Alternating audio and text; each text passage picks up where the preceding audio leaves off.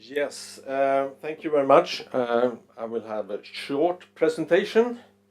Let's see if the technique works now. So, yes, I'm the vice mayor and head of the traffic division in Stockholm, which means everything that's between the houses, the parks and such things. I'm not head of the public transportations because that's on the regional level. And Sweden,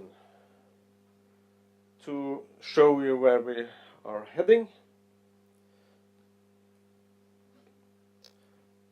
Sweden, and this is the region, and there's Stockholm. I wonder if this is the wrong presentation, really. There should be two presentations. There will be a picture of Stockholm. I'm just going to talk about that picture. So if you're going to see this one, we won't be able to sit down and talking. I don't know if you got it, but you only have this one. Okay, it's a pity. Well, I'm talk without any pictures of Stockholm, because I would show a picture of Stockholm where you could see the old town in the middle, and the water, and the newer parts of the town, where you could see my working place, the city hall, where we have the dinner for the Nobel laureates after they have had the Nobel Prize. And you could see there from the 13th century how the city had evolved with an organical old town where today you only can walk, and you can see where we had built a traffic circus in the 30s, which was a really new, fantastic thing in that time. And you could see the subway system, the metro system. It's passing by the old city, and metro system that MTR is running today. And you could see in the next phase, you could see such a thing as I would say, highway directly through the inner city of Stockholm, and shows the change of the city. In the 50s, in the 40s, we started to build the metro system. It was smart politicians, I would say, that started this change.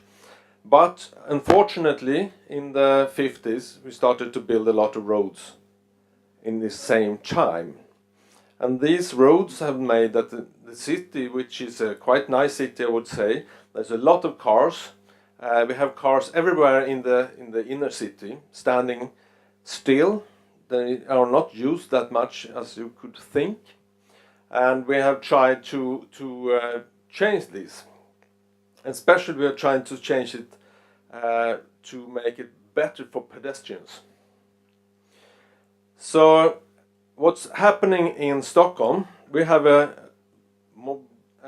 urban mobility strategy which says that walking, cycling and public transportations are prioritized before the cars. And this strategy is a strategy that all the political parties in Stockholm are in favor of. It's a consensus. And sometimes one can wonder how it comes that there's a consensus around this strategy. Well, I would say it comes out of the fact that we have sort of story about Sweden or Stockholm as a congested city. If you come to this city, you would say there's not a lot of cars in Stockholm. But for those who are living in Stockholm, there are a lot of cars. And all the political parties says we have to remove the cars in some way, not all cars. So we are working on this, and in the same time we have about it says 9 920,000 people in Stockholm, and it's a fast-growing city. We are going up to 1.3 million at 2030, and this makes it a city for us that we have to see that the space that are there will be used in the right way.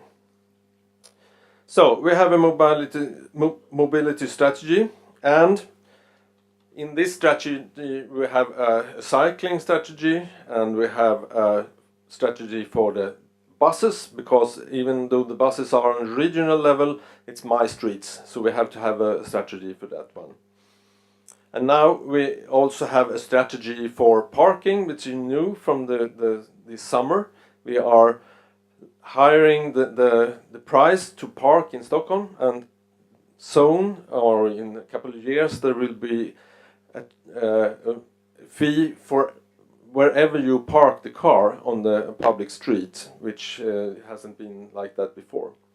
And then we are working with a plan for walking, and it was we decided on this plan in the spring, and all parties were ahead of it. And that plan says that we are supposed to be a walkable city. We are a quite walkable city, but if you compare it to the 30s or 40s, there's not a walkable city. And we have got a lot of I would say highways or smaller ways, and a lot of cars that are in head of all the people that want to walk or cycle. So we are saying that we are going to make walking a way to transport with a vision of some keywords.